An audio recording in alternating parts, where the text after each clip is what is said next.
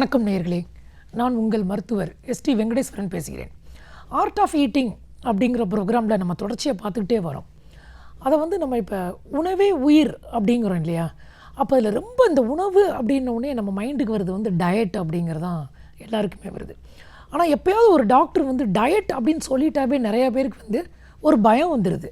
அப்போ டயட்னா என்ன மீனிங்னு முதல்ல நம்ம பார்க்கணும். டயட் அப்படிங்கிறது உணவு சம்மந்தப்பட்டது மட்டும் அல்ல, அதை யாரும் மறந்துட வேண்டாம். ஸோ அப்போ என்னது, it's a complete life style அப்படிங்கிறது நம்ம மறந்துடவே கூடாது. ஸோ வாழ்க்கை முறையை பற்றி முழுமையாக அறிந்து கொள்வது தான் டயட்டிங் அப்படிங்கிறது அர்த்தம். ஆனால் குறிப்பாக டயட் எதோட சம்மந்தப்பட்டது அப்படின்னா வெயிட்டை பற்றி தான் எல்லாருமே சம்மந்தப்பட்டதுன்னு நினைக்கிறோம். வெயிட் அண்டர் வெயிட்டாக இருந்தாலும், ஏதாவது ஒரு குழந்தை கொஞ்சம் அண்டர் வெயிட்டாக இருந்தால் என்ன குழந்தை இப்படி ஒல்லியாக இருக்குது, கொஞ்சம் சரியாக சாப்பிட்றது இல்லையான்னு கேட்குறாங்க. அதே குழந்தை கொஞ்சம் முழுக்குன்னு கொஞ்சம் ஓவர் வெயிட்டாக இருந்தாவே என்ன குழந்தை சாப்பிட்றத கொஞ்சம் கவனிக்கிறது இல்லையா அப்படின்றாங்க. ஸோ அப்போ அதிகமாக டயட் அப்படிங்கிற வார்த்தை வெயிட்டோட சம்மந்தப்பட்டதாக தான் நம்ம பலர் நினச்சிக்கிட்டு இருக்கோம். அது மட்டும் இல்லாமல் இன்றைய காலகட்டத்தில் டயட் டிசீஸ் அப்படின்னு சொல்லக்கூடிய சர்க்கரை வியாதியோடையும் டயட்டை பற்றி நினச்சிக்கிட்டு இருக்கோம். வேறு எதுக்கு, ஃபேட்டி லிவர் வந்தால், இல்லை நம்ம பிளட்டில் அதிகமாக கொலஸ்ட்ரால் கூடிருச்சு, இல்லை கான்ஸ்டிபேஷன், இந்த மாதிரி வியாதிகளோட மட்டும்தான் டயட்டை சம்மந்தப்படுத்துகிறோம். மித்த வியாதிகளுக்கு டயட் அந்தளவு யாரும் சம்மந்தப்படுத்தி நினைக்கிறதே இல்லை. ஆனால் வெறும் நான் கம்யூனிகபிள் டிசீசஸ்க்கு மட்டும் உணவு சம்மந்தப்பட்டது அல்ல. இன்ஃபேக்ட் ஒரு இம்யூனிட்டி கூடணும் அப்படின்னா கூட அது உணவோடு சம்மந்தப்பட்டது அப்படிங்கிறத யாரும் மறந்துடக்கூடாது. இன்ஃபேக்ட் ஒரு இன்ஃபெக்ஷியஸ் டிசீஸாக இருந்தாலும் அதற்கும் உணவிற்கும் சம்பந்தம் இருக்குது. அப்போ பேசிக்காக ஒரு டிசீஸ் இல்லை health what ever it is, அப்போ டயட் அப்படிங்கிற ரோலை நம்ம மிஸ் பண்ணவே முடியாதுங்க. ஆஸ் லாங் அஸ் என்ன சொல்கிறது, நம்ம இருக்கிற வரைக்கும் அது நம்மளுடைய சம்மந்தப்பட்டது. அப்போலேருந்து என்ன தெரியுது, உணவே உயிர் அப்படிங்கிறத மறந்துடக்கூடாது. அப்போ உணவு அப்படிங்கிறது ரொம்ப ரொம்ப அடிப்படை.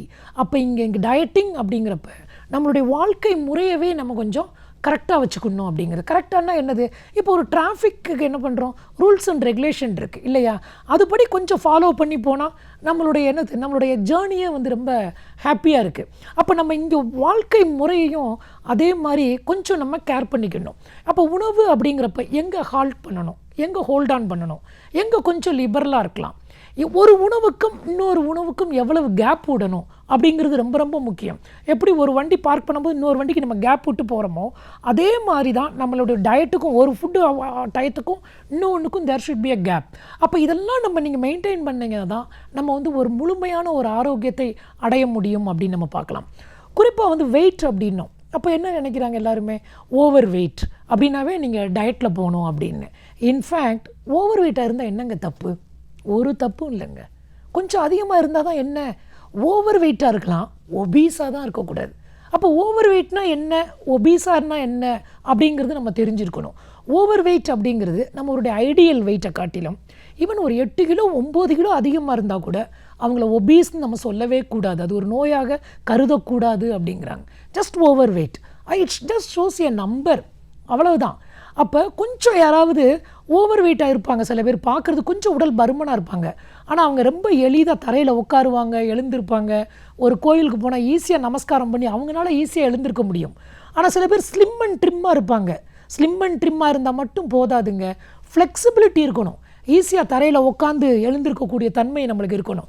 அப்போ அந்த ஃப்ளெக்சிபிலிட்டி இல்லை, சும்மா ஸ்லிம்மாக மட்டும் இருந்தோம் அப்படின்னா ஹெல்த்தியாக இருக்கமா அப்படின்னா இல்லை அப்படிங்கிறத மறந்துடக்கூடாது.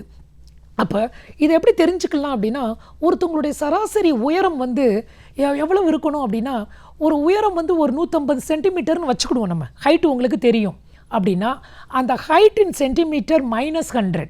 அப்போ 150 சென்டிமீட்டர் உயரம் உள்ளவங்களுக்கு ஐடியல் வெயிட் எவ்வளவு, 150 - 100 50. 162ன்னா 62, ஒரு 168ன்னா 68. அந்த ஃபஸ்ட் டிஜிட்டை கட் பண்ணாவே போதுங்க, அதுதான் ஐடியல் வெயிட். அப்போ நம்மளுடைய எய்ம் எப்பயுமே ஐடியல் வெயிட். ஆனால் அதோட கொஞ்சம் கூடினா பயப்பட வேண்டிய அவசியம் இல்லை, ஓவர் வெயிட்டு தான். அப்படியே நம்ம ஒபீஸாக போனால் கூட வரப்போகிற செக்மெண்ட்டில் நம்ம பார்க்க போகிறோம் எப்படி அதை குறைக்க போகிறோம் அப்படிங்கிறத. மீண்டும் சந்திப்போம். நன்றி, வணக்கம்.